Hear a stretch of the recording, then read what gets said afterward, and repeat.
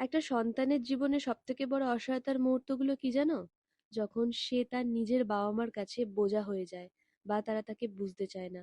যখন সন্তান নিজের মনের কথা বলতে চায়, নিজের কষ্ট, ভয় বা স্বপ্নের কথা খুলে বলতে চায়, কিন্তু বাবা-মা শুধু বলে, "তুই কিছুই বুঝিস না, আমরা তোর ভালো চাইছি।" তখন ছেলে বা মেয়েটার ভেতরে এক অদ্ভুত নীরব যুদ্ধ সৃষ্টি হয়। তখন সে বাইরে হাসে, কিন্তু ভেতরে ভেতরে ভেঙে পড়ে। তখন সে প্রমাণ করতে চায়, কিন্তু ভালোবাসার খোঁজই তাকে হারিয়ে ফেলে। যদি বাবা-মা একবারও সন্তানের চোখের দিকে তাকিয়ে বলে, "বাবা, তুই যা বুঝছিস সেটা আমরাও বুঝতে চাই", তাহলে হয়তো সেই সন্তান কখনো নিজেকে একা মনে করে না। কারণ সন্তানের সবথেকে বড় শক্তি তার বাবা-মা। আর সবথেকে বড় গভীর দুর্বলতা তারা, যখন তারা তাকে বোঝে না। হয়তো বাবা-মা বুঝতে চায় না কিছু কিছু ক্ষেত্রে, যেমন ধরো ভালোবাসার ক্ষেত্রে, ওরিয়েন্টেশনের ক্ষেত্রে, আরো অনেক বিষয়। জোর করে বিয়ে দিয়ে দেয়, অনেক কিছু মানতে শেখায়, অনেক কিছু ত্যাগ করতে শেখায়। আর শুধু এটাই শেখায়, ত্যাগেই নাকি শান্তি আছে। আর তার থেকে বড় কথা, শুধু সমাজের কথা বলে।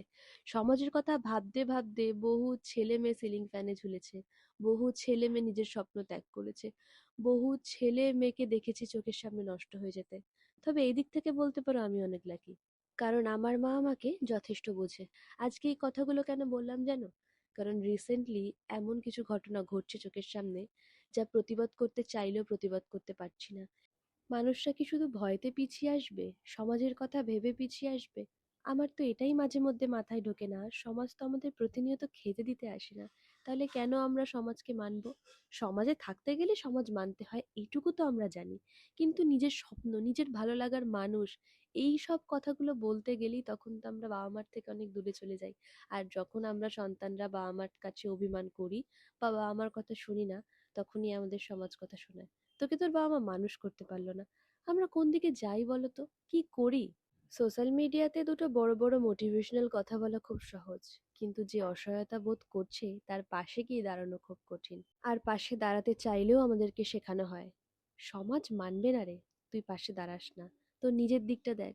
কিন্তু বারবার কেন আমরা শুধু নিজের দিকটাই দেখবো স্বার্থপরের মতন? তাহলে তো জন্তুই হতে পারতাম। তাও তো জন্তুরা বোঝে, আমরা মানুষরা মানুষকে বুঝি না।